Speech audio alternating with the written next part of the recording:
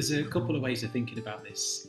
First of all, the easiest way, I suppose, of making learning real is just to do real stuff. So thinking about authenticity, and in particular, thinking about critical audience for children's work, giving it a real purpose.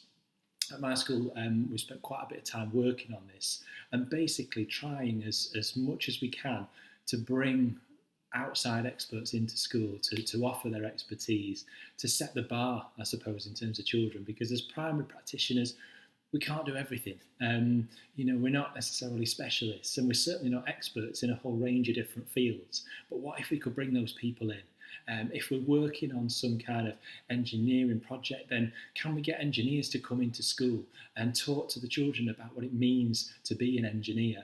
And again, that lends itself great authenticity to the work. In an ideal world, we might be able to get those people in at the start of a particular project, to have them talk to the children about the nature of their work, but then also come back in at the end and have them critique the children's work. Because there's no greater motivator for children than knowing that their work's going to be viewed by somebody who actually knows what they're talking about. There's nothing wrong with kids sharing their work with their teachers, with their peers, with their parents. That's a good thing. But it really ups the ante and adds a level of pressure, positive pressure, if those children know it's going to be witnessed or viewed by people, like I say, who know what they're talking about. So building that authenticity, again, works really well with a critical audience. To get to that point, really, we've managed it at our school just by bothering people, just by ringing and emailing universities, local industry organisations, anyone we think might be able to come in and enhance the work with our children.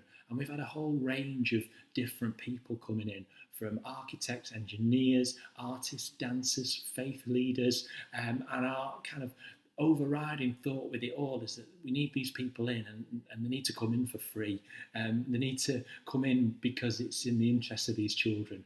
And again, we haven't got a lot of money as a school, but we don't need it. We've given our subject leaders some little pockets of time to start sending those emails, making those phone calls. And what we've found over time is that incrementally, we've managed to build that kind of expert base that we can call upon to really kind of raise expectation in terms of our children's work. So building authenticity, seeking out that critical audience, that's one way. Another way would be through something we developed again at our school called Concept-Based Learning. And this draws upon philosophical concepts because, like I say, as well as making learning real, the other thing we want, or we're aiming for, is to make it relevant, to build some connection between the stuff we're doing in curriculum and the kids' lives, stuff that's going on. And again, philosophical concepts can help with that. In one particular project that deals with a bit of the geography curriculum in Upper Key Stage 2, there's a bit around volcanoes, earthquakes, natural disasters, stuff like that. It's been in there a long time in the Key Stage 2 geography curriculum. And again, the usual way of operating would be to build a topic around that and create cross-curricular links. What we do instead is look for philosophical concepts that we could explore through that particular bit of the curriculum. We might look at concepts like adversity, resilience, change, equality, community, any one of those. And what we aim to do is create cohesion or a cohesive project based around those philosophical concepts. What this does, it creates a point at which we can start. There was a great educationist called Dorothy Heathcote, and she used a phrase called dropping to the universal. And it was her belief that in any given piece of learning, you need to drop to a universal shared understanding.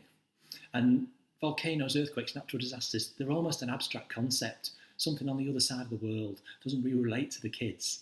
But a concept like adversity, well, we can all recognise aspects of adversity within our own lives, and then we can build from there.